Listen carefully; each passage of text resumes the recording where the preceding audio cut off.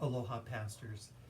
I just have a very brief little message that I want to just share with you, just as we begin another week, another journey into this month of June. I actually just returned from Hawaiian Mission Academy's graduation, and I got home, posted a few pictures on Facebook. If you're a friend of mine, you can check it out on Facebook. And then just wrote a brief little personal message to the class of 2020, in which I acknowledged that for them, in their pursuing of their goals and their dreams, that because of this COVID crisis that faced them partway through the school year, that they had to be willing to adapt and to change and to work hard and apply themselves and to persevere, because nobody saw this coming. And yet they still had a goal of finishing out their high school years and experience the glorious celebration of a graduation. And today it was a beautiful celebration, something different than I'd ever seen before, but it worked out just wonderfully, and I was just so proud of each of the graduates. But this is the message that I want to share with you as well, because as a leader, as a pastor, you too have needed to adapt and to change and to persevere and to work hard in your leadership in your ministry over these last 3 months. And here's the thing about leadership that I just want to draw your attention to, because this is a crisis that we're going to get through. In fact, when you read the book of Revelation, it's just this sequence, it's this cycle of there's a crisis and then there's a celebration, then a crisis and then there's a celebration. So we're going to get through this crisis. But here's the point I want to make, and you can just latch on to this and you can think about it as well. But when we pass through this one, and then life will continue on, and then there'll be another challenge, there'll be another crisis out there in the future somewhere.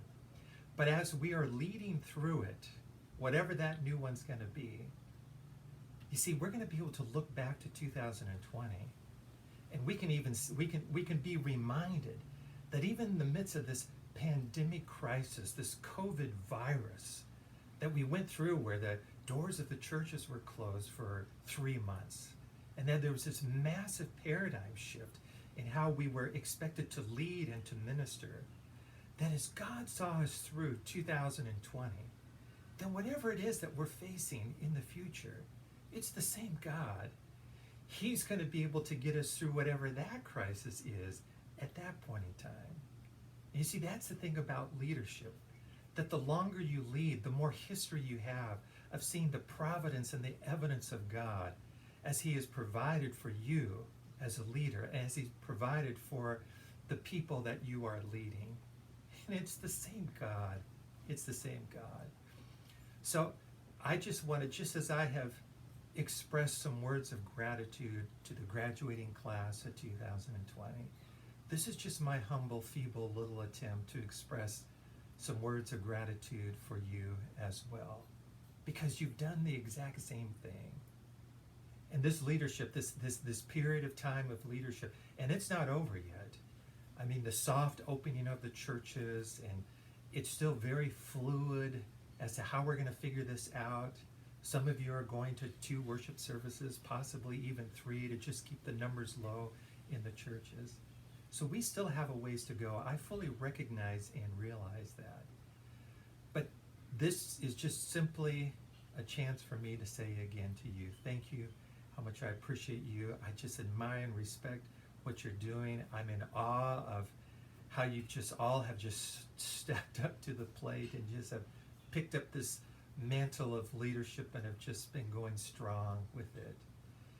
So I just want you to know, I do pray for you. I pray every single day. I just pray for you. I lift you up to God and just rely on His just compassion and His grace to be able to just continually to give to each one of us as leaders to do what He has called us to do.